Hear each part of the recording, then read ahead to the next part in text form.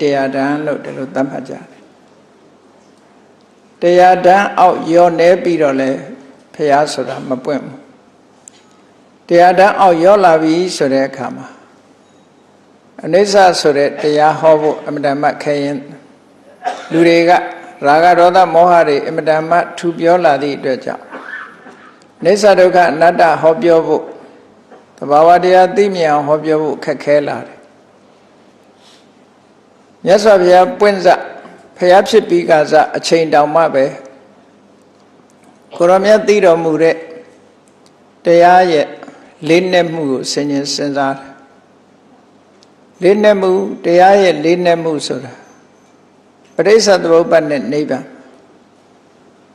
ပရိစ္ဆသမုပ္ပါဒ်နဲ့နိဗ္ဗာန်ကိုဆင်ခြင်စဉ်းစားပြီးတော့ကြည့်တဲ့အခါမှာ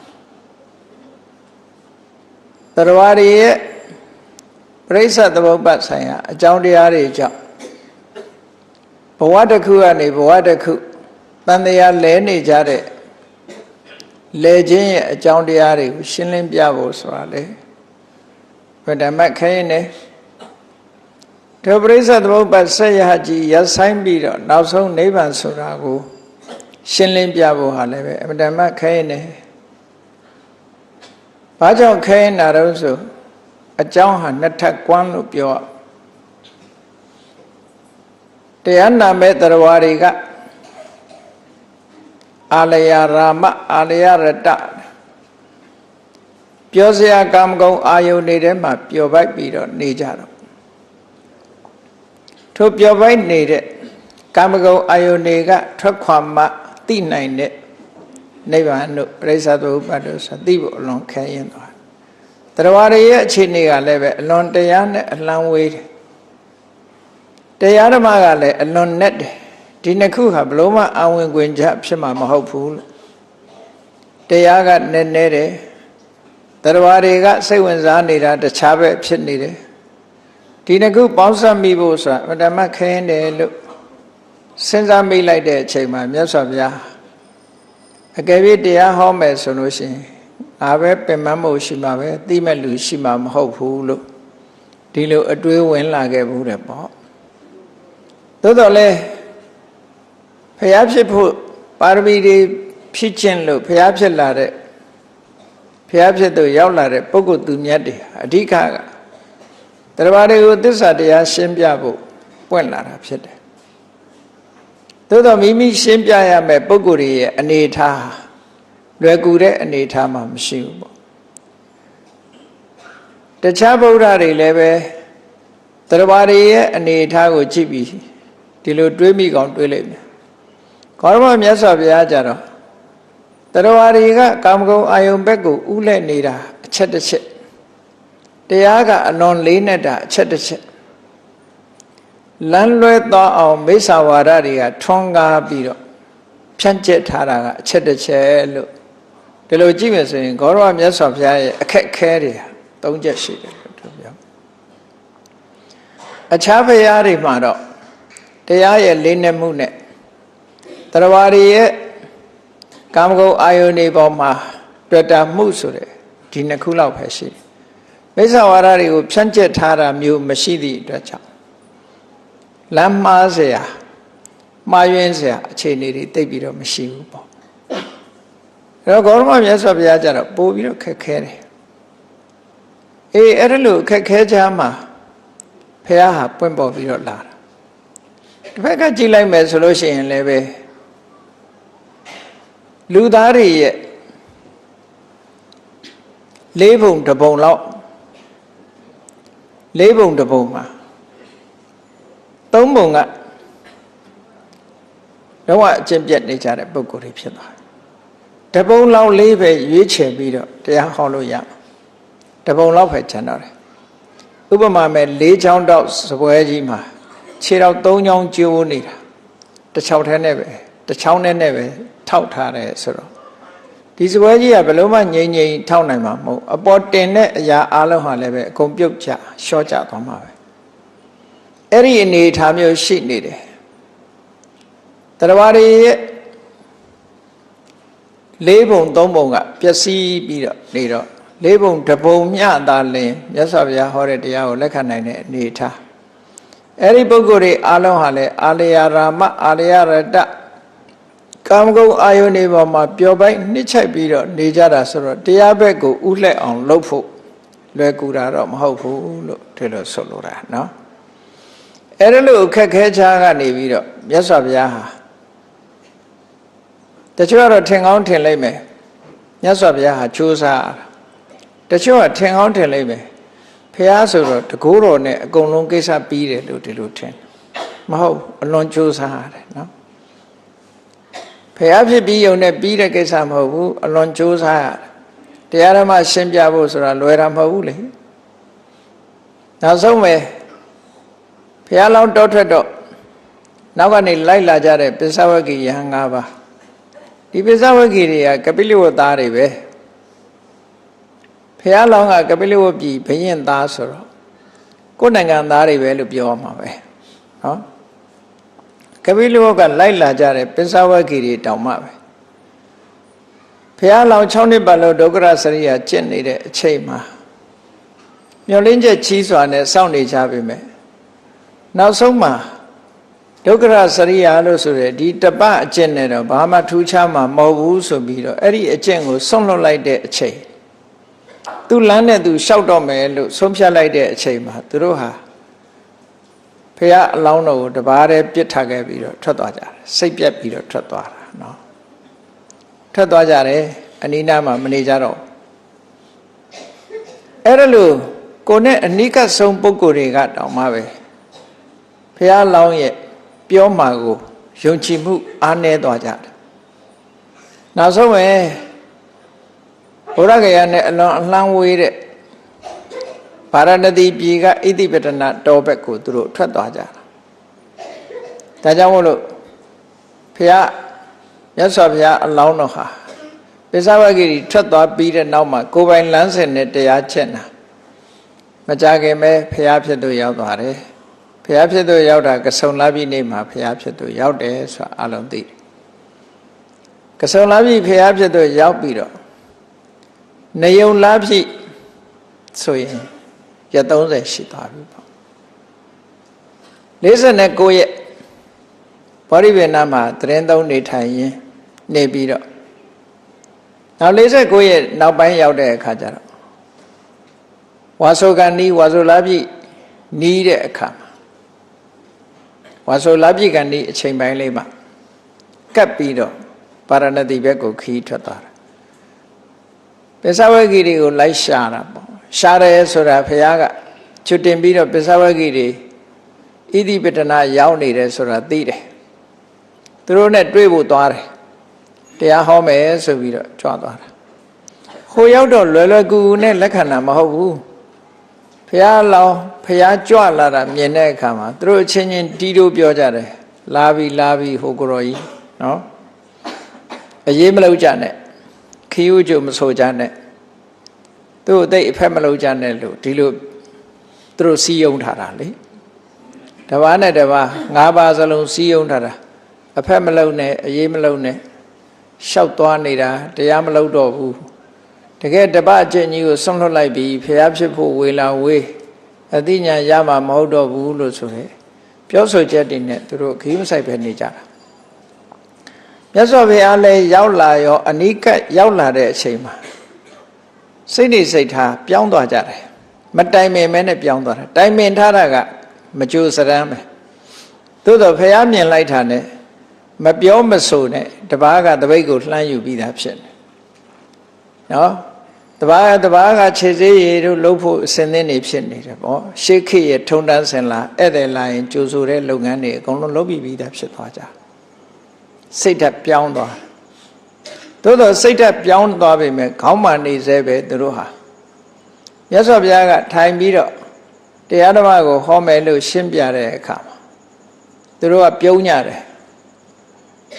ပြုံးတယ်ဆိုတာမယုံဘူးပေါ့ခုခေတ်လို့ဆိုရင်နော်ပြုံးတယ်ဆိုတာအရင်တုန်းကပြင်းပြင်းထန်ထန်ချစ်နံတောင်မှမရဘဲနဲ့အခုလျှောက်သွားနေတာဘယ်ရမလဲပေါ့မရဘူးမယုံဘူးပေါ့မြတ်စွာဘုရားနှစ်ကြိမ်ပြောတာနားမလဲလက်မခံဘူးနောက်ဆုံးတစ်ချိန်ကျတော့ဘုရားကသူတို့မေးခွန်းတစ်ခုမေးလိုက်တယ် နေပါအောင်6နှစ်ပတ်လုံးငါတရားကျင့်နေတုန်းကမင်းတို့ငါတရားဥရတော့မှစိတ်မပြတ်ကြနဲ့ငါရတော့မှလို့များဘယ်တော့နှစ်သိမ့်စကားပြောခဲ့ဘူးတလဲလို့ဆိုတော့အဲ့ကြတော့မှသူတို့စဉ်းစားဉာဏ်လေးဝင်လာတာဟုတ်တယ်6နှစ်ကြီးအာသွန်ခွန်ဆိုင်ကျင့်နေတုန်းကတော့မှပဲဒီစကားမျိုးမပြောဘူးအဲ့တော့ဒီပုဂ္ဂိုလ်ဟာတာမန်ပုဂ္ဂိုလ်မဟုတ်ဘူးတကယ်တော့အာဘိစကားပြောရင်အဲ့ဒီတုန်းကပဲပြောရမှာပေါ့ခုအဲ့ဒီတုန်းကတော့အာဘိစကားမပြောဘူးအခုတကယ်ရလို့ပြောတာသာဖြစ်ရမယ်လို့သူတို့ဘာလို့သူတို့ဆုံးဖြတ်နိုင်လာတယ်ပေါ့ပြီးတော့မြတ်စွာဘုရားကိုသုံးဆွဲတဲ့စကားလုံးတွေကတငယ်ချင်းဆိုတဲ့ဆရာအနေနဲ့မသုံးဘူးသူတို့အာဟုသောဂေါရမအာဟုသောဆိုတဲ့စကားလုံးက friend ဂေါရမတယ်လို့ဆိုလိုတာနော်တငယ်ချင်းဂေါရမမိတ်ဆွေဂေါရမဆရာနာမည်မထားဘူးဆရာဆိုလို့ရှိရင်ဗန္ဒီလို့ respect လုပ်ပြီးခေါ်နော်ဗန္ဒီလို့ခေါ်ရအဲ့တော့ဗန္ဒီလို့တော့မခေါ်ဘဲနဲ့အာဟုသောဆိုပြီးတော့ဓာန်တူကြီးတူဆက်ဆံတဲ့အနေအထားမျိုးလုပ်တယ်နောက်ဆုံးကြတော့မြတ်စွာဘုရားကသူ့ကိုဗန္ဒီလို့အာဟုသောဆိုပြီးတော့ဓာန်တူမဆက်ဆံဖို့သူဟာတရားဥရလာတဲ့ဘုရားစင်စစ်ဖြစ်လာပြီဆိုတဲ့အကြောင်းပြောကြရင်နောက်ဆုံးကြတော့လက်ခံသွားကြတာလက်ခံတဲ့အချိန်ကြတော့မှဓမ္မစကြာဟောတယ်လို့ဒီလိုဘုရားဝင်မှာဆိုထားတာเนาะဒါရှင်းရှင်းလေးရစီယုံနေဆိုတာဒီပုံစံနဲ့စီယုံအဲ့တော့ဒီလိုတတန်းတူတဲ့ခေတ်ကာလမှာဒီလွယ်လွယ်ကူကူနဲ့ဘယ်ရာမှမဖြစ်ဘူးဆိုတာသိစေချင်လို့ပြောပြတာဒါတချို့ကထင်ကောင်းထင်မယ်ဖះဆိုတာတကိုးရှင်ဘာမဆိုအကုန်ဖြစ်တယ်လို့အလွယ်တကူဖြစ်လာတာမဟုတ်ဘူးသူကိုယ်တိုင်ကြိုးစားအများကြီးကြိုးစားလောကမှာအလုတ်ဆုံးဆိုလို့ရှိရင်ဂေါရမဖះပဲနေမအညာမနာ45နှစ်တာကာလမှာခုဟောတော်တဲ့တရားတွေကြည့်လေဘလောက်ထုတယ်များပြတော့အလွန်အလုတ်တယ်လို့ဒီလိုပြောရမှာဖះဖြစ်နေ45နှစ်ပဲရှိတာနောက်ဆုံးညပြိဋိဘံသံဃာနိညမှာတောင်မှပဲသူပတ္တကြီးစီမရောက်အောင်သွားပြီးတော့တရားရှင်းပြခဲ့တာနောက်ဆုံးတစ်ပည့်သူပတ္တပဲဘုရားရှိတုံးပဲယဟန္တာဖြစ်သွားတာဒါမို့နောက်ဆုံးတစ်ပည့်လို့ခေါ်တာဘုရားပြိဋိဘံမဆံခင်လေးတင်သူကယဟန္တာဖြစ်သွားတာကိုဋ္ဌညာပထမဆုံးတစ်ပည့်သူပတ္တကနောက်ဆုံးတစ်ပည့်မြတ်စွာဘုရားသူပတ္တကိုနောက်ဆုံးထားပြီးတော့တရားဓမ္မတွေကိုကြာနာနာဒီလိုရှင်းပြခဲ့တာလူသားတွေဟာတတန်းအမတန်မှတူတော့အာယုံ၅ပါးကာမဂုဏ်တရားလိုက်စားမှုကအမတန်မှများပြားလာတယ်ဒီကနေ့ခေတ်ဆိုရင်ပိုများတာပေါ့ပိုများလာတာကိုဒုက္ခကြီးကတိုးတက်လာတယ်လို့စိတ်ထဲကဝမ်းသာကောင်းသားနေကြမှာချို့နော် modern ခေတ်ကြီးဆိုပြီးတော့ရှင်းတ်နေကြဟုတ်တယ်ပစ္စည်းဥစ္စာတွေကတော့ပေါ်လာတယ်အမျိုးမျိုးကိုပစ္စည်းတွေတီထွင်ပြီးတော့လူတွေခံစားဖို့ material things ပေါ့ရုပ်ဝတ္ထုပစ္စည်းတွေအမှန်တန်တိုးတက်တယ်သို့တော့ဆုပ်ယုပ်နေတာတွေအများကြီးရှိတယ်ဆိုတာတတိထားဖို့လိုအပ်တယ်ဘာတွေဆုပ်ယုပ်နေလဲစိတ်ဓာတ်ပိုင်းဆိုင်ရာဆုပ်ယုပ်နေတယ်အကျင့်ပိုင်းဆိုင်ရာတွေဆုပ်ယုပ်နေတယ်စိတ်နေသဘောထားတွေဆုပ်ယုပ်ပြပြသွားတယ်ကိုချင်းသီလတွေဆုပ်ယုပ်ပြပြသွားတယ်တမာတိတရားတွေဆုပ်ယုပ်ပြပြသွားတယ်အသိပညာတွေဆုပ်ယုပ်ပြပြသွားဒီအပိုင်းကမတိုးတက်လာတော့လူတွေဟာဆုပ်ယုပ်သွားပြီအများကြီးဆုပ်ယုပ်နေပြီဒီပြည့်နေရာမှာလူတွေ bright ဖြစ်ခြင်းဖြစ်မယ်နော်တရားဓမ္မနဲ့ပတ်သက်ပြီးတော့ bright မဖြစ်ဘူးတချို့ကတော့ထင်တယ်ခုခေတ်လူတွေပိုးညံကောင်းတယ်လို့ထင်တာမဟုတ်ဘူးနော်တရားနဲ့ပတ်သက်တဲ့bright မရှိတော့အမှန်တမ်းနည်းသွားပြီလို့ဒီလိုပြောဆုပ်ယုပ်လာတဲ့ချိန်ခါကြီးမှာကဲအဲ့ဒါကြောင့်မို့လို့ဘုန်းကြီးတို့တွေဒီကနေ့လည်းပဲကဲနည်းနည်းတူနည်းနည်းရှည်အသာထားတရားတန်းလူသားလို့ပဲကိုယ့်ကိုသတ်မှတ်ချိတရားတန်းနဲ့ယောနေသွားတာတော့ယောနေတာသို့တော့တရားတန်းတရားသက်တန်းရှိတဲ့လူသားတစ်ယောက်အနေနဲ့အနှစ်တရားလို့ဆိုတဲ့အချိန်မှာ10နှစ်စီ10စုနှစ်စီပိုင်းလိုက်မယ်ဆိုလို့ရှိရင်10ခုရှိတာပေါ့ ဆယ်စုနှစ်ကိုပါဠိစာပေမှာဒတကလို့ခေါ်တယ်ဒတဆိုတာ10ကဆိုတာအစုဆယ်စုနှစ်လို့ဒီလိုအဓိပ္ပာယ်ရတယ်အဲ့တော့ဆယ်စုနှစ်တို့ရာစုနှစ်တို့သမိုင်းဆရာတွေကအဲ့ဒါလို့လေးလာကြတယ်လို့ပဲစာပေကျမ်းဂန်အနေနဲ့တို့ရဲ့သက်တမ်းတို့ဘဝဆယ်စုနှစ်နဲ့ချပြီးတော့လေးလာကြည့်ရအောင်ကိုယ့်ဘဝဘလို့ဖြတ်တန်းလာခဲ့တယ်လဲဖရာသာသနာတော်နဲ့ပတ်သက်ပြီးတော့ဘလို့ဖြတ်တန်းလာခဲ့တယ်လဲလို့တပိုင်းကလေးလာကြည့်လူတွေရဲ့ဘဝကိုတပိုင်းကလေးလာကြည့်တပိုင်းကနေပြီးတော့ဆယ်စုတစ်ခုပြောင်းတိုင်းဘလို့အခြေအနေတွေပြောင်းသွားတယ်လဲဆိုတာကိုလည်းဝိပဿနာဉာဏ်နဲ့ရှုကြည့်လို့ရအောင်ရှုဖို့အတွက်ယုတ်တရားတွေရဲ့ပြောင်းလဲသွားမှုပျက်စီးသွားမှုအနေအထားလေးတွေကိုဝိပဿနာဉာဏ်နဲ့ခက်ကျဲကြည့်လို့ရအောင်ဝိသုဒ္ဓိမတ်မှာရေးထားတာရှိတယ်ပေါ့ဆယ်စုနှစ်နဲ့ကမ္မထံရှုတဲ့ဤစနစ်ကိုပေးတာเนาะဒါလည်းပဲဘယ်ရာပဲဖြစ်ဖြစ်မမြဲဘူးလို့မြင်တဲ့ဟာကအကျဲကြီးပဲမြင်စိတ်ကလေးပဲမြင်ဖို့အရေးကြီးတယ်မြင်ဖို့အရေးကြီးတယ်တချို့ကတော့အခုဖြစ်တာအခုမြင်မှတော့ဒီလိုလည်းမဟုတ်ဘူးเนาะဘယ်တော့ကဖြစ်ခဲ့တာပဲဖြစ်ပြီးမမြဲတဲ့သဘောလေးကိုမြင်ဖို့ဟာအဓိကပဲပြောင်းလဲတဲ့သဘောလေးတွေကိုမြင်နေဖို့ဟာအဓိကဒီမြင်မှုဟာဒီဘဝအတွက်မှာဒီကိစ္စပြီးအကျိုးမထုတ်လုံးနိုင်ပေမဲ့လို့နောက်ဘဝတွေအတွက်အများကြီးထောက်ကူဖြစ်သွားတယ်ဆိုတာတော့သိချတယ်ပေါ့ဒါကြောင့်မို့လို့ထူးခြားတဲ့အသိထူးခြားတဲ့ဉာဏ်အမြင်ထူးခြားတဲ့အတွေ့ဒါလေးတွေကိုဗုဒ္ဓသာသနာနဲ့ပတ်သက်ပြီးတော့တွေးထားဖို့သိထားဖို့မြင်ထားဖို့အရေးကြီးတယ်ကဘာကြီးရဲ့တစ်ဖက်ချမ်းကိုကြည့်လိုက်မြန်မာလူမျိုးတွေမှာတည်းမဲ့အများကြီးပါပဲတစ်ဖက်ချမ်းဆိုတာအဝေးလှမ်းပြောရတယ်လို့ဖြစ်နေတယ်ဒီအတွေးမျိုးမတွေးတဲ့လူတွေကအများကြီးပဲเนาะဒီအတွေးမျိုးမတွေးဘူးဒီအတိမျိုးလုံးဝမရှိဘူးဘဝဆိုတာပျော်စရာကြီးလို့သာမြင်တယ်เนาะဘဝဆိုတာတူတောင်းတယ်လို့မစင်စားဘူးဒီဘဝတည်းကအနှစ်သာရဘာဆိုတာမစင်စားဘူးလူဆိုတာเนาะစီးပွားဥစ္စာတိုးတက်အောင်လုပ်မယ်ရရင်စားမယ်သုံးမယ်ဖြုံးမယ်ပျော်မယ်ပါမယ်သေတာကိုတာဝန်မဟုတ်ဘူးနောက်မှဖြစ်သည်ဖြစ်စေမဖြစ်သည်ဖြစ်စေဘာတစ်ခုမှမစင်စားနဲ့ life is too short ဘဝဆိုတာတိတ်တိုတယ် enjoy yourself ကိုယ့်အကိုပျော်ပျော်လေးနေဆိုတဲ့ဆောင်ပုတ်လက်ကင်ထားပြီးနေတဲ့လူကကဘာမှာအများကြီးပဲရှိတယ်เนาะပျော်ဖို့ပဲစိတ်ဝင်စားတယ်ချမ်းသာစိတ်ဝင်စားเนาะစိတ်ဝင်စားသေတာလဲတန်ဝေကယူစရာမလိုအိုတာလဲတန်ဝေကယူစရာလည်းမလိုသူကသူအိုတာသူအိုသူခံသူသေသူခံတာပဲเนาะ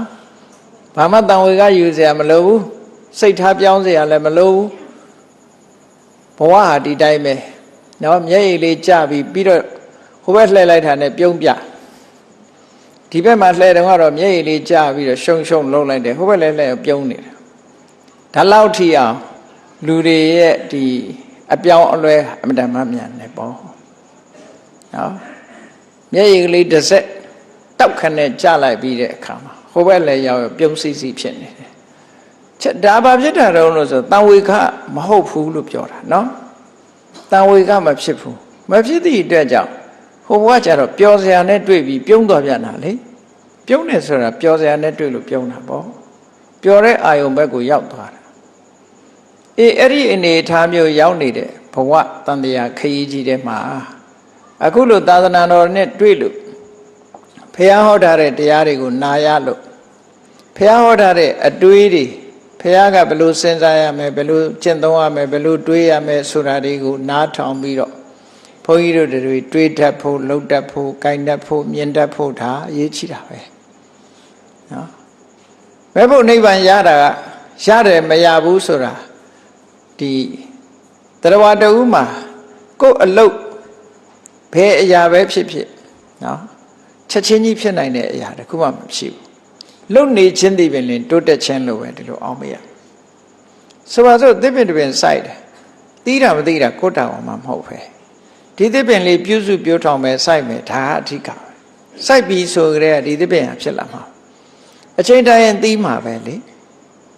သီးဖို့ကကိုယ်လုံးမဟုတ်ဘူးအဲ့တော့လူတွေကအသီးမျောတာသစ်ပင်လေးတစ်ပင်စိုက်ပြီးတော့ဟာမသိသေးဘူးလားမသိသေးဘူးလားနဲ့ငါလုံနေရတာ10နှစ်တောင်တရားအထုံးတော့ခုချိန်ထိဘာမှမသိသေးပါလားဟိုရိတ်တာသွားလိုက်လို့ရှိရင်သောတပန်ကတခဏတည်းနဲ့10မိနစ်ထဲနဲ့တောင်သောတပန်ဖြစ်တယ်ဒီခါတော့မှပြောတာသောတပန်15မိနစ်အတွင်းသောတပန်ဖြစ်တယ်တဲ့လာပြီးတော့နားထောင်လိုက်တရားနာလို့စိတ်ထဲမှာကျေနပ်သွားရင်15မိနစ်အတွင်းသောတပန်ဖြစ်တယ်မြန်လိုက်တာနော်တကယ်ဖြစ်ကောင်းတာပေါ့ကောင်းတယ်သောတပန်ဆိုတာလွယ်တာမှမဟုတ်ဖ ೇನೆ နော်အဲ့တော့ဘာဆိုတာကိုတဲ့ဒီနောက်ဆုံးရမယ့်ရက်လက်ကိုဟာအရေးကြီးတာလားသို့မဟုတ်ကိုလုံနေတာအရေးကြီးတာလားဆိုလုံနေတာအရေးကြီးတာစပြီးဆိုရဲကကိုစားတဲ့လုပ်ငန်းဟာအကောင်းလားဆိုလားဒါပဲကြည့်အကောင်းစားလိုက်တာနဲ့တပြိုင်နက်ဆက်ပြီးကောင်းဖို့ပဲအဆိုးစားမိလို့ရှိရင်တော့ဆက်ပြီးဆိုးဖို့ပဲရှိတယ်ပေါ့အဲ့ဒါကြောင့်မို့မြတ်စွာဘုရားဟောတဲ့တရားတွေတိုင်းဆင်ញင်သုံးသပ်ပြီးတော့နှလုံးထားတတ်ဖို့တတန်တရားလူသားရဲ့ဆယ်စုနှစ်များအကြောင်းဘုန်းကြီးတို့တွေသိအောင်ကိုယ့်ဘဝကိုပြန်ကြည့်ဖို့ဘုန်းကြီးတို့တွေဖြတ်တန်းခဲ့ကြတယ်တချို့ဖြတ်တန်းနေတုန်းရှိသေးတယ်နော်အဲ့တော့ကိုဖြတ်တန်းနေတာဘယ်အတိုင်းတာလဲဆိုတာလည်းသိဖို့ရတယ်ပထမဆယ်စုနှစ်ကိုမန္တဓတကလို့ခေါ်တယ်မန္တဆိုတာအတိညာအမြဲတမ်းနုနေတယ်ဘာမှမသိသေးဘူးအမေဖေစောင့်ရှောက်မှုအောက်မှာနေရတယ်ဟိုဟာဒီဟာဘာမှမသိသေးဘူးမန္တဓုတဓတကနုနယ်နေတဲ့ဆယ်စုနှစ်တဲ့ဘုန်းကြီးတို့တွေဖြတ်တန်းခဲ့တယ်မိဘဝန်ကနေပြီးတော့ကျွတ်လွတ်မွေးဖွားပြီးတဲ့အခါ7နှစ်သားအရွယ်ထိအောင်ဒီကလေးလေးဟာနုနယ်နေသေးတယ်ဘာမှမသိဘူးနုနယ်နေသည့်အတွက်ကြောင့်ဟိုလူကဖြားယောင်းပြီးခေါ်သွားပါသွားဒီလူကဖြားယောင်းပြီးခေါ်သွားပါသွားဒါမျိုးတွေလည်းဖြစ်တတ်တာပေါ့နော်ကလေးဆိုတာဒါကြောင့်မို့လို့မိဘတွေကမျက်စိအောက်ကအပြောက်မခံမဲနဲ့ထိမ့်သိမ်းဆောက်ရှောက်ကြတယ်ဆုံးမပေးကြတယ်သွန်သင်ပေးကြတယ်လူဝလူအကြောင်းကိုရှင်းလင်းပြကြရတယ်ဘာဖြစ်လို့မန္တဓတကအမြဲတမ်းနုနေနေတယ်ပန်းပွင့်နုနုလေးလိုပဲဒီကလေးအရွယ်လေးကအမြဲတမ်းနုနေတယ်ဘာတွေနုတာတော့ဆိုရုပ်အဆင်းကလည်းခန္ဓာကိုယ်ကလည်းနုတယ်စိတ်ကလည်းနုတယ်နော်ဒါကြောင့်မို့လို့သူတို့မကြိုက်တာလို့ရင်ငိုယုံမှတပါဘာမှမရှိဘူးလေငိုပလိုက်တာပဲဒါကြောင့်မို့လို့ကလေးတွေဟာဒီကလေးတွေရဲ့အင်အားဟာဘာတော့ဆိုရင်ငိုခြင်းပဲတဲ့သူတို့ကလူကြီးတွေပေါ်မှာအားရှိတာသူတို့အင်အားကိုအသုံးပြုတာဘာလဲလို့ဆိုရင်အောငိုလိုက်တာပဲအောငိုလိုက်ရင်သူတို့ကအနိုင်ရသွားတာပဲဒါနော်ကလေးငိုပြီးဆိုရင်လူကြီးကမငိုရအောင်လုပ်ရတယ်လေအဲ့ဒါကြောင့်မို့လို့အောငိုခြင်းဒီကလေးရဲ့စွမ်းအားတစ်ခုပဲ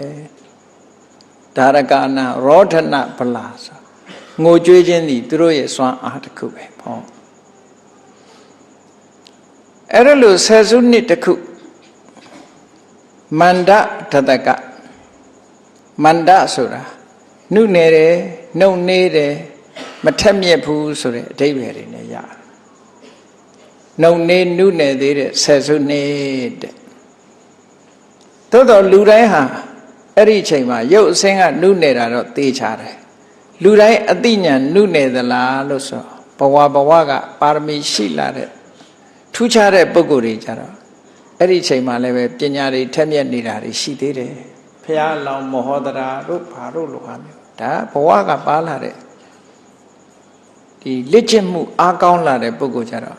မနုနယ်ဘူးလို့ပြောရမှာအသိဉာဏ်ပိုင်းကတော့မနုနယ်ဘူးသို့တော်ရုပ်ပိုင်းဆိုင်ရာတော့နုနယ်နေတာအဲ့ဒါမှထူးခြားတယ်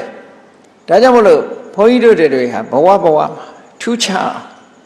ခုချိန်ကကြိုးစားထားဖို့လိုတယ်ဝေတန္တရမင်းရဲ့အလောင်းဟာဒါနပါရမီကိုဥစားပေးပြီးတော့ဖြည့်ခဲ့တာဘုရားအလောင်းဟာဒါနပါရမီကိုပထမဆုံးထားပြီးဖြည့်တယ်လို့ပဲ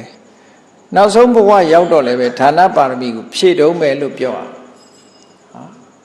လေးသိင်ချင်းနဲ့ကဘာတသိန်းကာလပတ်လုံးဖြည့်တာဌာနပါရမီကစဖြည့်တယ်လို့ဆိုပြီးမယ်အဆုံးသတ်တော့လေဌာနပါရမီနဲ့ပဲဆုံးသတ်တာပဲဘဝတိုင်းဖြည့်တယ်လို့ပဲဒီလိုမှတ်ရမှာပဲနော်ဌာနပါရမီမဖြည့်တဲ့ဘဝမရှိ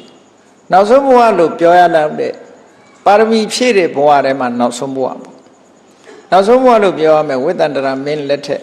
ဝိတ္တန္တရာအဖြစ်မွေးဖွားလာတဲ့အချိန်လေးမှာဘလောက်ထိအောင်ဌာနပဲစိတ်ဝင်စားတယ်လေဒါသူ့ရဲ့စိတ်ဓာတ်ဟာပါဖက်ဖြစ်နေပြီဌာနကောင်းမှုပေါ်မှာပါဖက်ဖြစ်နေတယ်ဆိုတော့ဘလို့ပြမွေးခြင်းနော်မိဘဝမ်းကမွေးခြင်းတခြားကလေးတွေဆိုငိုးတယ်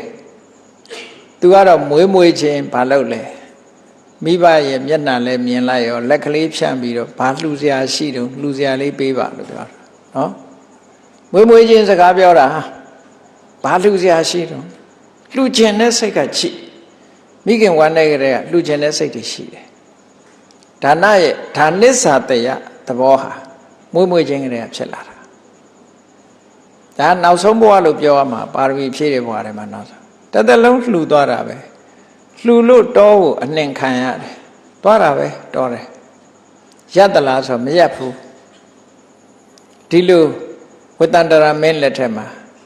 ဒါမို့ဝိတ္တန္တရာဆိုတာအလှရဲတဲ့ဝိတ္တန္တရာမင်းလို့ဗမာတွေမှာသိကြတယ်ပေါ့နော်အဲ့ဒါမှဒါနပါရမီကိုအဓိကထားပြီးတော့ဖြည့်တယ်ကျန်တဲ့ပါရမီတွေမဖြည့်ဘူးလားဆိုဖြည့်တယ်အလုံးဖြည့်သွားတာအဲ့ဒါလို့ထူးခြားတဲ့ပုဂ္ဂိုလ်တွေကြတော့မန္တတတကနုနယ်တဲ့ရာစုနှစ်ဆယ်စုနှစ်မှာပဲသူတို့ဟာစိတ်ဓာတ်ရေးရကြတော့မနုနယ်ကြတာတွေလည်းရှိတယ်ပေါ့ဝဏဝါဒီတိတ်တာတာမဏေတို့သူမနတာမဏေတို့ပဏိတတာမဏေတို့ဆိုတာလေးတွေဟာဒီ9နှစ်အရွယ်လေးနဲ့ပဲယဟနာဖြစ်ကုန်ကြတာအဲ့ဒါမှရင်းကျက်တယ်သူတို့ညံတွေကမနုနယ်ဘူးဒါက special quality လို့ပြောရမှာပေါ့နော်လူတိုင်းအတွက်ပြောတာမဟုတ်ဘူးအခုပြောတာလူတိုင်းအတွက်အဲ့တော့9နှစ်သားအရွယ်နဲ့ယဟနာဖြစ်တာတယ်တောပါကတာမဏေတို့9နှစ်အရွယ်နဲ့အပါဒံပါဠိတော်ကိုကြည့်မယ်ဆိုရင်9နှစ်သားတောင်ယဟနာဖြစ်တာရှိတယ်9နှစ်တည်းငယ်တာတော့မရှိဘူး9နှစ်သားထီအောင်ယဟနာဖြစ်တာလေးတွေရှိတယ်အဲ့တော့ယဟနာဖြစ်နိုင်တဲ့ဉာဏ်စွမ်းဆိုတာနေတဲ့ဉာဏ်စွမ်းမှာမဟုတ်ပဲသူတို့အသိဉာဏ်ဘလောက်ထက်မြက်တယ်ဆိုတာစဉ်းစားကြည့်ပေါ့ဉာဏ်အနေနဲ့ကအမှန်တမ်းရင့်ကျက်နေပြီလို့ဒီလိုပြောရမယ်ကောင်းပြီဘုန်းကြီးတို့တွေဟာကိုဆယ်စုနှစ်တစ်ခုဘယ်လိုဖြတ်တန်းခဲ့တယ်လဲလို့တခါတခါလူကြီးတွေကပြန်ပြောပါတယ်ဒိုးငယ်ငယ်တုန်းကဘာတွေလုပ်တယ်ညာတွေလုပ်တယ်ပြောကြတယ်သို့တော့မှတ်မိတဲ့အရာကတန်မိုးရှိတာအမှန်တမ်းနဲတယ်နော်တန်မိုးရှိတာအမှန်တမ်းနဲတယ်တခြားကိစ္စတွေပဲမှတ်မိနေတယ်အဲ့တော့လူလောကရောက်လာလို့စနစ်ကာလတာကာလဟာမန္တတတကလို့ခေါ်တယ်လို့ဒီလိုမှတ်ရမယ်နော်နုနယ်တဲ့ခေတ်နုနယ်ပြိုမြစ်ဆယ်စုနှစ်လို့တို့မှတ်ပါမန္တတတကအဲ့ဒီမန္တတတကတုန်းကရုပ်တွေဟာအခုချိန်ရှိသေးသလားဆိုမရှိတော့အကုန်သွားပြီနော်ပြောင်းလဲသွားပြီအဲ့ဒီတုန်းကစိတ်နေစိတ်ထားနုနယ်မှုတွေရုပ်ရဲ့နုပြိုမှုလေးတွေကြံသေးလားမကြံဘူးလုံးဝကိုမရှိတော့ဘူးနော်ဘာတစ်ခုမှမကြံတော့အဲ့ဒီဆက်စုနှစ်ကရိုက်ထားတဲ့ပုံတစ်ပုံဟာ50 60ရှိရင်ဘလို့ကွာသွားစဉ်းစားကြည့်ပေါ့နော်အများကြီးကွာသွားပြီဘလို့လုံးမှစဟလို့မရတဲ့ပုံစံဖြစ်သွားပြီပေါ့အဲ့ဒါလို့ကွဲပြားခြားနာသွားတာကိုအနိစ္စလို့ဆင်ញင်လို့ရတယ်တဲ့ဝိပဿနာဉာဏ်ရဲ့ရှေ့ပြေးအနေနဲ့အနိစ္စလို့ဆင်ញင်လို့ရတယ်ပထမဆယ်စုနှစ်မန္တတတကမှာဖြစ်လာတဲ့ယုတ်တိနန်းတွေဟာတခုမှမရှိတော့ဘူးအလုံးပျက်စီးကုန်ပြီဒီပုံစံတိုင်းပဲသွားနေတယ်လို့ဆိုတဲ့သဘောလေးကိုဆင်ញင်စဉ်းစားပြီကောင်းပြီနောက်တစ်ခုကြည့်လိုက်17နှစ်ကနေပြီးတော့အသက်20အထိဒီဆယ်စုနှစ်ကအဲ့ဒါကြတော့ခိဒ္ဓဓာတကတဲ့ တိုင်းကောင်နှလုံးနဲ့ဆင့်ပြီးတော့ရေးထားတဲ့ခိတ္တာဟောခိတ္တာဆိုတာပျော်ပါတဲ့ဆယ်စုနှစ်အပျော်ကျူးတဲ့ဆယ်စုနှစ်17နှစ်ကနေစပြီးတော့အကစားဘက်ကိုဝါသနာပါလာတယ်လူတွေကနုနယ်တဲ့အဆင့်ကျော်လာပြီးတဲ့အခါမှာကစားတယ်ပျော်တယ်ပျော်ပျော်ပါပါနေတယ်ကစားကြတယ်တကယ်ချင်းပေါင်းသိနေနဲ့နေကြတယ်ပျော်ရဲရွှင်နေဆိုတာအဲ့ဒီခေတ်ကလေးတွေကြည့်နေတယ်ခါလေထအော်ခြင်းအော်နေတယ်အဲ့ထအော်တဲ့တခြင်းကလည်းတော်တော်ကြာဟစ်ဟော့ဖြစ်ခြင်းဖြစ်သွားအဲ့ဒီဆယ်စုနှစ်မှာလူငယ်လူရွယ်တွေဟာအမှန်တမ်းပျော်ကြတယ်လို့ဒီလိုပြောတာနော်အဲ့ဒီလိုပျော်တဲ့ဆယ်စုနှစ်ကိုခိတ္တာဒသကလို့ခေါ်တယ်မန္တဒသကတုန်းကယုံ nant တရားတွေဟာခိတ္တာဒုသကဒသကဆယ်စုနှစ်ထိအောင်ပါမလာဘူးကုန်ကြံရစ်ပြီပျက်စီးသွားပြီဆယ်စုနှစ်အတွင်းမှာပဲအလုံးဟာကုံဆုံးသွားပြီလို့ဝိပဿနာဉာဏ်အခြေခံအနေနဲ့ဒီလိုရှုမြင်သုံးသပ်ကြရမယ်တဲ့ကဲကောင်းပြီအသက်20ထိအောင်ခိတ္တာဒသကပျော်ပါတဲ့အရွယ်ပျော်ရွှင်တဲ့အရွယ်ခုခေတ်ကလေးလေးတွေကြတော့သိတောင်ပျော်ရွှင်ရပါဘူးတနာစရာကောင်းလိုက်တာနော်မန္တဒသကအရွယ်ကလေးကမောင်းလိုက်တာဘလောက်မောင်းထားတော့ဆိုကြောပေါ်မှာစာအုပ်တွေတင်ပြီးတော့မောင်းတာခါလေးကိုကုန်းနေအောင်လွယ်အိတ်ကလေးလွယ်ပြီးတော့ကျူရှင်ချောင်းတစ်ခုကနေကျူရှင်ချောင်းတစ်ခုသွားမောင်းနော်ဟိုစာသင်ကျောင်းတစ်ကျောင်းကနေဟိုစာသင်ကျောင်းတစ်ကျောင်းကိုသွားမောင်းတာပဲအဲ့ဒါနော်မောင်းပြီးတော့ခါလေးကိုကုန်းနေအောင်ဒုက္ခများများအလုံးလုံးရတယ်တကယ်ခိတ္တာဒသကဆိုလို့သူတို့ကပျော်ရင်လဲတဝက်တစ်ပြက်ပဲဒီလောက်ပဲပျော်တော့ပျော်စရာတောင်မှသိမရှိတော့ဒီလောက်မောင်းတာတောင်မှပဲအဆင့်ကမိကျမမိတယ်ဆိုပြီးတော့မောင်းကြတာပဲနော်ဒီဟိုနေတော့ကတ်တွန်းလေးတစ်ခုတွေ့တယ်ကလေးလေးတယောက်ကဂျောဘုတ်အိတ်ကလေးနဲ့ကြောင်းသွားတာမြင်တော့အဲ့ဒီပုံကလေးကိုရေးပြီးတော့အောက်ကကတ်တွန်းကစာရေးထားတယ်သူကဒီကလေးမှာဘာအပြစ်ရှိလို့ဓာန်ပေးထားတာလဲတဲ့ခါလေးကိုကုန်းလို့စာအုပ်တွေတင်ထားတာအပေါ်ကနေပြီးတော့အဲ့ဒါလို့မန္တဒသကခိတ္တာဒသကဒီရာစုဆယ်စုနှစ်နှစ်ခုကုံဆုံးသွားတဲ့အခါကျတော့အသက်22နှစ်ရောက်လာပြီ22နှစ်ကနေပြီးတော့30တွင်းကျတော့ဘာဖြစ်လာလဲဆိုတဲ့အခါကျတော့သူကဝဏ္ဏဒသကတဲ့လှပတဲ့အရွယ်လို့ဒီလိုဆိုတာနော်ဒါကအမျိုးသားတွေကိုပို့ပြီးတော့ရည်ညွှန်းတဲ့အဓိပ္ပာယ်ရှိတယ်အမျိုးသားတွေရဲ့အလှ20ကျော်မှပိုလှတယ်အမျိုးသမီးတွေကြတော့အဲ့လိုမဟုတ်ဘူး16နှစ်ဟိုဘက်ကနေပိုလှတယ်လို့ဒီလိုဆိုတယ်နော်အဲ့တော့ဝဏ္ဏဒသကအဲ့ဒီအချိန်မှာသူတို့ကိုယ်တိုင်ကလည်းလှလှပပနေခြင်းနဲ့အလှပြင်တတ်လာတယ်တတရနေခြင်းနဲ့ရုပ်ဆင်းကလည်းပို့ပြီးတော့ချောမောလှပလာကြတယ်တဲ့22နှစ်ကနေ30အတွင်းဟာလှပမှုသဘောကျပြီးတော့လူကိုယ်တိုင်ကလည်းလှလှပပနေတယ်ရုပ်အဆင်းကလည်းလှပတယ်အဲ့ဒီအချိန်မှာအလှဆုံးအချိန်လို့ဒီလိုပြောတာနော်အလှဆုံးအချိန်အဲ့ဒါကိုဝဏ္ဏဒသကနော်အဆင်းရောင်လှပတဲ့ဆယ်စုနှစ်တဲ့ဒါကြောင့်မလို့အဲ့ဒီဆယ်စုနှစ်ထဲမှာထမရဲ့မင်္ဂလာဆောင်ကြတာထမရဲ့ကြာအဲ့ဒီဆယ်စုနှစ်ပဲအဲ့ဝဏ္ဏဒသကအဲ့ဒီဆယ်စုနှစ်ကောဝိပဿနာရှုဖို့အနေနဲ့ကြတော့ခိတ္တာဒသကတုန်းကရုပ်တွေဟာဝဏ္ဏဒသကအထိပါမလာဘူးလို့ဒီလိုနှလုံးသွင်းဆင်ခြင်ရမယ်တဲ့ကဲကောင်းပြီဝဏ္ဏဒသကပြီးသွားပြီဆယ်ခုချင်းကုံသွားတာနော်ကုံသွားတာလေးကိုသဘောထားဖို့ဘယ်သူမှထိမ့်မထားနိုင်ဘူးဒီခရီးကိုဒီနီးနဲ့ပဲဖြတ်ကျော်နေကြတာမဖြတ်ချင်လို့လည်းမရဘူးရွေ့နေတာအမြဲတမ်းရွေ့ဖြတ်ခဲ့ပြီဆယ်စုနှစ်တွေများစွာဖြတ်လာခဲ့ကြကောင်းပြီဆယ်စုနှစ်မန္တဒသကဖြတ်လိုက်ပြီခိတ္တာဒသကဖြတ်ကျော်လိုက်ပြီဝဏ္ဏဒသကဖြတ်ကျော်နေပြီလူကြီးဖြစ်ပြီအဲ့ကြ ဘာဖြစ်လဲဆိုတော့32နှစ်ကနေအသက်40ကျတော့ဖလဓတကတဲ့ခန္ဓာကိုယ်မှာအားရရှိလာတယ်သူကအားကိုအားကိုးလာတတ်တယ်ပေါ့အားကိုအသုံးပြုလာတတ်တယ်အဲ့ဒီအချိန်မှာအားရှိလူတွေမှာကာယဗလာအနေနဲ့အားရှိလာတယ်လို့ဒီလိုပြောတာအဲ့ဒီအချိန်မှာအားအကောင်းဆုံးပဲလို့ဒီလိုဆိုတယ်အဲ့ဒါဗလဓတကဆက်စုနှစ်ဒါကြောင့်မို့အဲ့ဒီခေတ်တွင်းမှာဆိုရင်ကုမ္ပဏီကြီးတွေထောင်စည်းဝါးတွေရှာကြပါလောက်ကြကိုင်းညလူတွေဟာရောင်းကြဝယ်ကြနဲ့အဲ့ဒီအချိန်ပိုင်းမှာလှုပ်လို့ရှိကြတယ်အဲ့ဒီအချိန်လဲဆက်စုနှစ်ဟာလည်းတိတ်မကြလိုက်ဘူးကုံဆုံးသွားပြန်ရောကုံဆုံးသွားတဲ့အခါကျတော့အသက်က40ပြည့်သွားပြီမဲတချို့က40ကျော်မှနေပြောစားတို့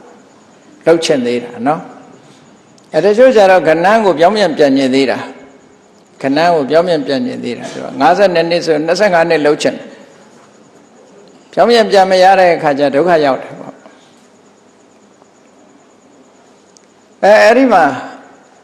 40ပြည့်သွားတော့ဗလဓတကကြီးဟာလည်းပဲကုံဆုံးသွားတယ်ကုံဆုံးသွားတော့သက်40ကျော်လာပြီဆိုတော့ခေါင်းပေါ်ကလည်းသပင်လေးတွေတစ်ချောင်းတစ်ချောင်းစလာအစလာတာအစမခံဘူးဆေးဝယ်ပြီးတော့ဆိုးပစ်လိုက်တယ်သွားလေးနဲ့လာရင်လည်းအနဲ့မခံဘူးစိုက်ပလိုက်တယ်နော်တချို့ကတော့အဲ့ဒါမကြိုးခင်ချိုးပလိုက်ပြီးတော့နောက်ထပ်မကြိုးမဲ့သွားစိုက်ထားလိုက်တယ်ပြီးရောအဲ့ဒါလို့ဘယ်လိုပဲပြုပြင်ထိမ့်သိမ့်ဒီယုတ်ကြီးကတော့ပို့ပြီးတော့နုပြိုလာတာတော့မရှိပါဘူးတဖြည်းဖြည်းယိုယွင်းလာတဲ့သဘောတွေကိုပဲပြတာပါကဲ42နှစ်ကနေပြီးတော့50ရောက်လာပြီဆိုတဲ့အခါကျတော့လူအရွယ်ဟာအဲ့ဒီအချိန်မှာရင့်ကျက်တော့ပညာဓတကလို့ခေါ်တယ်ဘယ်ကိစ္စဖြစ်ဖြစ်စဉ်းစားဆင်ခြင်လာတယ်သူကစကားပြောတာလည်းပဲအမေပညာရှိခက်ဆန်ဆန်ပြောလာတယ်အဲ့ဒီအချိန်မှာနော်ပညာနဲ့စဉ်းစားပြီးတော့ပြောလာတယ်အလုပ်လုပ်ကင်တဲ့အခါမှာလည်းပဲပညာနဲ့လုပ်ကင်လာတယ်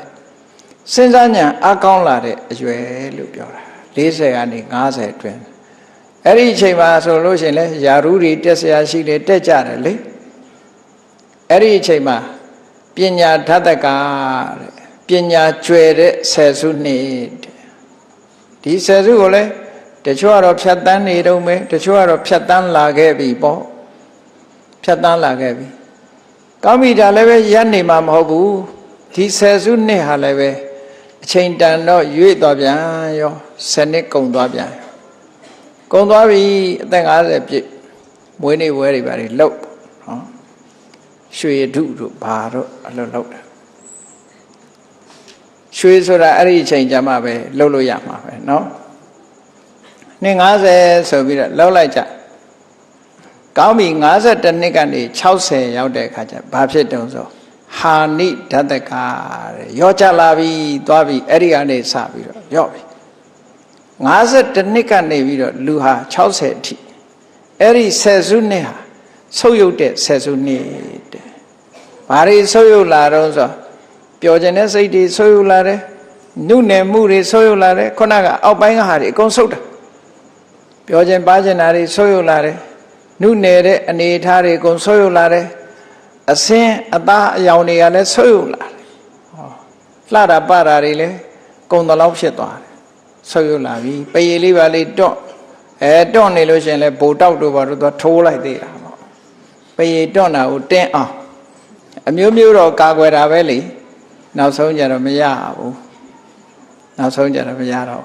ပရည်လေးကလည်းတွန့်သပင်လေးကလည်းဖြူသွားလေးကလည်းကျိုးနေဆိုရော့ကြလာတာအလုံးဟာရော့ကြလာအဲ့ဒါမှတန်ဝေကဖြစ်เสียကောင်းတယ်တော့လူဘဝမှာဘယ်တော့မှမကြောက်အဲ့တော့52နှစ်ကနေဒီဘက်ကအယော့ပိုင်းပဲစိတ်ဓာတ်တွေရော့ကြလာအစင်းတွေရော့ကြလာတယ်အသိပညာလည်းရော့ကြလာမေ့ချင်လာနော်ရော့ကြအကုန်လုံးဟာရော့နေပြီးတော့ဆုပ်ယုပ်ပြပြလာတယ်ရုပ်ရှင်ရရင်တော့အမေကန်းတို့အဖွားကန်းတို့ပဲရတော့မှာနော်ရော့ကြလာပုံကိုပြောပြတာအဲ့ဒါလို့ဆုပ်ယုပ်ပြပြလာတဲ့ဆယ်စုနှစ်ဆယ်စုတစ်ခါဆယ်စုတစ်ခါ တို့ရဲ့ဘဝဟာဆုပ်ပြပြနေတာပါလားလို့တန်ဝေရယူစရာကြီးတစ်ခုပေါ့နော်ကဲ52နှစ်ကနေ60ကိုဟာနိဓတကရုပ်လျော့တဲ့ဆယ်စုနှစ်တဲ့ကဲကောင်းပြီ60ကျော်သွားပြီ62နှစ်ကနေ80ကျတော့ဘာဖြစ်လဲလို့ဆိုရင်ပဗ္ဗာရဓတကနည်းနည်းလေးကိုင်းညင်လာလူကသိပြီးတော့ဖြောင်းဖြောင်းမမသွားနိုင်တော့တဖြည်းဖြည်းခက်ကိုင်းလေးဖြစ်လာတယ်ကုန်းတော့မကုန်းသေးဘူးကိုင်းတာပြောတာနော်ကိုင်းတာနဲ့ကုန်းတာနဲ့တခြားစီနော်လူကကိုင်းတိုင်းဖြစ်လာပြီလို့ဒီလိုဆိုတာရောကြလာတဲ့အရင်ကလို့မတ်နဲ့ရင်ကော့ပြီးမသွားနိုင်တော့ဘူးအဲ့ကျနည်းနည်းကိုင်းလာပြီကော့လုံးရင်လည်းနောက်ကော့တော့မှတတိထားသိကော့လို့မရဘူးရှေ့ကိုအဲ့ဒါကိုင်းထွက်လာအဲ့ဒါ62နှစ်ကနေ80ဆိုရင်အကိုင်းခစ်ပဲဒါကိုင်းလာတယ်တဲ့ဒါလည်းပဲတည်မြဲနေသလားဒီအကိုင်းနဲ့ရင်ရမလားလို့ဆိုမရသေးဘူး82နှစ်ကနေပြီးတော့ဘယ်ရောက်လာတော့ဆိုနည်းနည်းကောက်လာကွေးလာကုန်းလာအကုန်းခစ်ရောက်လာအဲ့တော့ဘုန်းကြီးတို့ဆိုအခုကုန်းခစ်ထဲရောက်နေပေါ့နော်ဆယ်စုနှစ်တွေဖြတ်ကျော်ပြီးတော့လာခဲ့တာကိုဟာဘယ်ဆယ်စုနှစ်ထဲရောက်နေသလဲဆိုဝင်ကဓာတကဆိုတဲ့ရောက်လာဝင်ကဓာတကကုန်းတဲ့အပိုင်းကိုရောက်လာကုန်းတဲ့အပိုင်းကိုရောက်လာအဲ့ဒီကနေပြီးတော့တခါ82နှစ်ကနေပြီးတော့80တွင်ရောက်လာတဲ့အခါကျတော့သူကပြောင်းသွားပြန်ဘာတွေပြောင်းသွားတော့ဆိုမောမှုဟာဓာတကမေ့ဟိုဟာလေးမေ့ဒါလေးမေ့နဲ့မေ့ထက်လာပြီနော်80ကျော်ကနေ80တွင်ဒီဆယ်စုနှစ်မှာဆိုအမေ့တွေများလာဒါတကယ်တတိထားစရာကောင်းတာဘုန်းကြီးတို့စကိုင်းတောင်မှာဆိုလို့ရှိရင်မေ့သွားတာဆရာတော်ကြီးတွေနှစ်ပါးသုံးပါးရှိတယ်မေ့သွားပုံတွေကဒီမှာလည်းရှိတာပါပဲဒီပြင်မှာလည်းရှိတယ်အမေ့တဲ့အသက်တွန်းရောက်လာပြီဆိုလို့ရှိရင်မေ့တတ်တယ်ဆွမ်းသာပင်ထားတာမေ့တာလည်းပါတယ်နော်ဆွမ်းသာပင်ထားလို့မေ့လို့နှစ်ထပ်ကွမ်းလက်ခံပြီးသားတွေဖြစ်နေတာတို့ဒါမျိုးတွေဖြစ်တတ်တယ်ပေါ့မေ့တတ်တယ်ဆရာတော်ကြီးတစ်ပါးဆိုမေ့တာဘယ်လိုမေ့တော့ဆိုလူတွေကဩဃတနဲ့ကြောတဲ့အခါစုပေးတာကနေရေစက်ချဖြစ်သွားတာစုပေးတာကနေတရားလည်းမဟောလိုက်ရဘူးသီလလည်းမပေးလိုက်ရဘူးစုပေးရင်ကနေရေစက်ချဖြစ်သွားတယ်နောက်ဆုံးအမျှဝေလဲရတဲ့အဆင့်ရောက်သွားမေ့တာအဲ့တော့စုပေးနဲ့သီလပေးရေစက်ချအကုန်ရောထွေသွားတာနောက်ပိုင်းမှမရတော့ဒီလိုမေ့တာနော်အဲ့ဒါမှတန်ဝေကရစရာကောင်းတယ်ကိုလည်းဒီခရီးဖြတ်ကြမှာပဲလူတိုင်းဟာမသိလို့နေရင်ဒီခရီးဖြတ်ကြမဲ့လူတွေကြီးပဲအဲ့တော့တတိတန်ဝေကလေးဖြစ်ဖို့ဒီတရားဟောပေးတာပါဝိပဿနာကျင့်စဉ်ထဲမှာရူပတတ္တကသမ္မဒနာနဲ့ရုပ်နဲ့ပတ်သက်ပြီးတော့ဒီဆက်ပြီးတော့သုံးသပ်ဆင်ခြင်ဖို့ဆိုပြောတဲ့ထဲမှာဒီအရွယ်နဲ့ပတ်သက်ပြီးသုံးသပ်ဆင်ခြင်ဖို့ဆိုဝိသုဒ္ဓိပတ်မှာရေးထားတာရှိတယ်လေဆယ်စုနှစ်10မျိုးနဲ့သုံးသပ်ဆင်ခြင်ပါတဲ့ကိုယ့်အကောဒီလောက်ကလေးဆင်ခြင်ပေါ်ရရင်လည်းတော်တာပဲနော်တော်တယ်ဆင်ခြင်ရမယ်အဲ့ဒါငါမှတတကတွေဆယ်စုနှစ်တွေများစွာငါဖြတ်ကျော်ခဲ့ပြီနောက်ပဲတတကတွေဖြတ်ရအောင်မှာပဲလို့ဒီလိုသတိထားเสียပေါ့နော်နောက်တစ်ခါကျတော့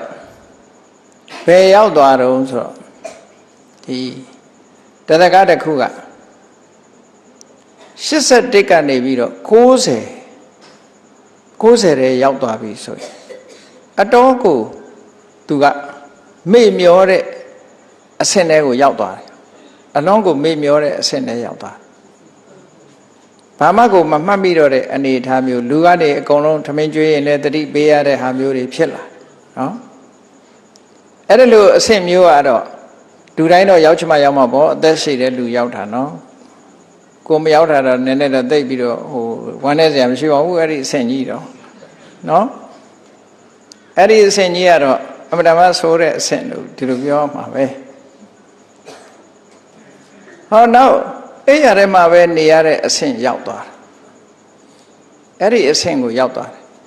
တယ်ဒါက61ကနေပြီးတော့ဟိုရောက်ရင်ဘယ်ရောက်သွားတော့ဆိုသေယနာဓာတက အဲ့ရထဲမှာပဲလဲပြီးတော့ဘာမှကိုမသိတော့တဲ့အနေထားမျိုးဒါလူတိုင်းရောက်သလားလူတိုင်းကဒီလိုမသိတာလားလို့ဆိုလူတိုင်းတော့မဟုတ်ဘူးပေါ့နော်ရေပုံရပြောတဲ့စကားတွေပေါ့ရေပုံရပြောတဲ့စကားတွေအဲ့ဒါလို့စနစ်နဲ့သွားလိုက်တဲ့ဆယ်စုနှစ်တွေဟာဘုန်းကြီးတို့တွေဒီတိုင်းပဲဖြတ်ကျော်ပြီးတော့သွားကြတယ်ဖြတ်ကျော်ပြီးတော့သွားကြတာအဲ့ဒါလို့ဖြတ်ကျော်သွားတဲ့ဆယ်စုနှစ်တွေပေါင်းများလာတာနဲ့တပြိုင်နက်နောက်ဆုံးဟာဆယ်စုနှစ်10ခုတောင်မဖြတ်ရဘူးတချို့ဆိုလို့ရှိရင်9ခုလောက်ဖြတ်လိုက်ရင်ဘဝဆုံးသွားပြန်နော်6ခုလောက်ဖြတ်လိုက်တာနဲ့ဆုံးသွားတာ9ခုလောက်ဖြတ်လိုက်တာနဲ့ဆုံးသွားတာလည်းရှိတယ်တင်းကြိုင်းကိုသွားကြည့်မယ်ဆိုလို့ရှိရင်ဘယ်နှခုနဲ့ဖြတ်ထားတုံးဆိုတာအကုန်လုံးတန်ဝေရယူစရာကြီးပဲနော်နှစ်တည်းဟာအသက်ကိုရေးမှတ်ထားမယ်ဆိုရင်တော့ဒါအမှန်မှထင်ရှားတယ်ပေါ့ဒါကြောင့်မို့ဒီဆယ်စုနှစ်ဆိုတဲ့အတွေးလေးတွေကိုယ်တဏ္ဍာမှာရှိထားပြီးတဲ့အခါမှာတို့တွေဟာဆယ်စုနှစ်ဖြတ်ပြီးတော့နေကြတယ်ဒီတဲ့ကျင်းညင်လို့ရှိရင်ထပ်ကျင်းလို့ရသေးတယ်နော်5စုနှစ်ထပ်ကျင်းလိုက်တော့မဟုတ်2စုနှစ်ထပ်ကျင်းလိုက်ခုခေတ်ဆိုရင်တော့အဲ့ဒါလောက်ကိုထပ်ကျင်းပေးရမယ်သဘောရှိလာတယ်ပေါ့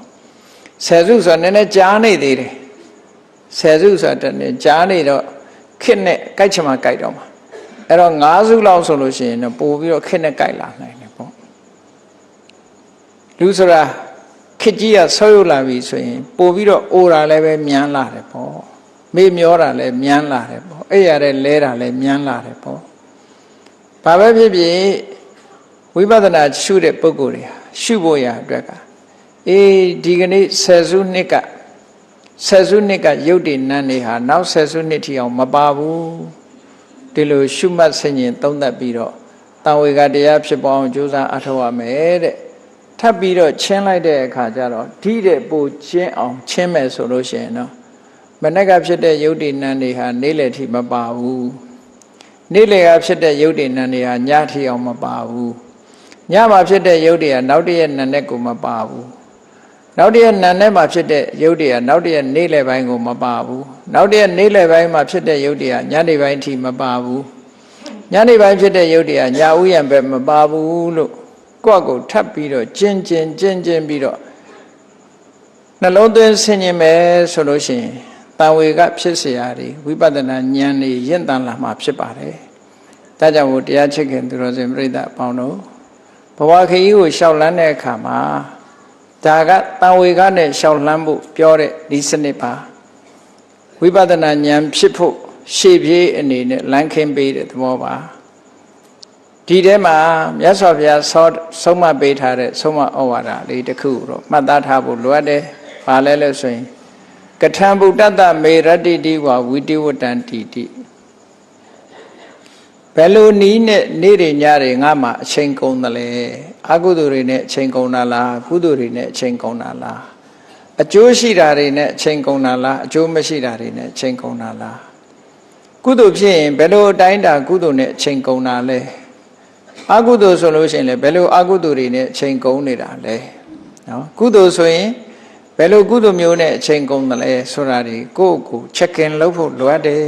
တဲ့မြတ်စွာဘုရားကိုယ်တိုင်ကဆင်ញင်သုံးသပ်တာချက်ကင်လုပ်တာပဲပေါ့ပစ္စုပ္ပခဏလို့ခေါ်တယ်ဘယ်လိုနည်းနဲ့နေ့တွေညတွေငါအတွက်ကုံဆုံးလာခဲ့တယ်လဲတိရတဲ့အချိန်မှာကိုကဥမာပဲဆယ်စုနှစ်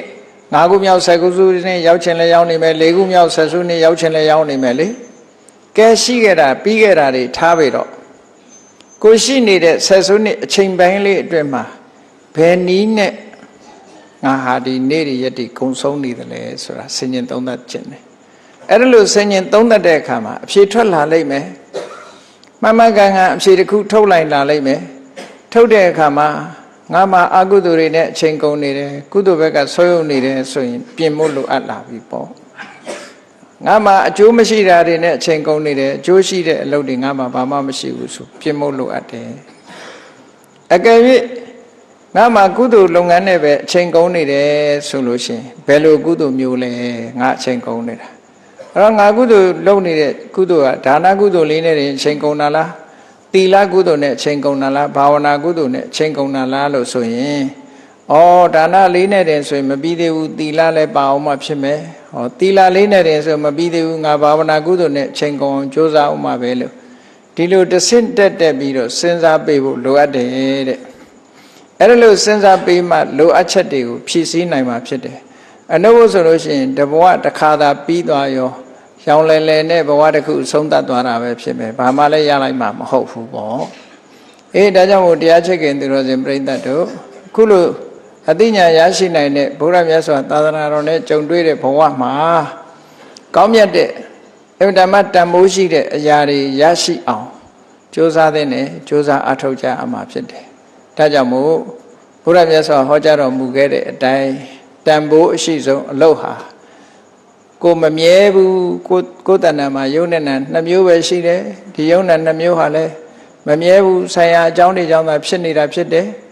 အဲ့ဒီဆံရအကြောင်းသာဖြစ်တဲ့ယုံနဲ့တွေထဲမှာငါဆိုတာလည်းမရှိဘူးငါဟာဆိုတာလည်းမရှိဘူး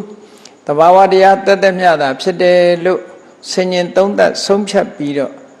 တွေ့တာမှုတွေကင်းအောင်ကြိုးစားအားထုတ်ကြရမှာဖြစ်တယ်ဆိုတာသဘောကျပြီးတော့တွေ့တာမှုတွေကင်းရှင်းအောင်ကြိုးစားအားထုတ်နိုင်ကြပါစေကုန်သတည်း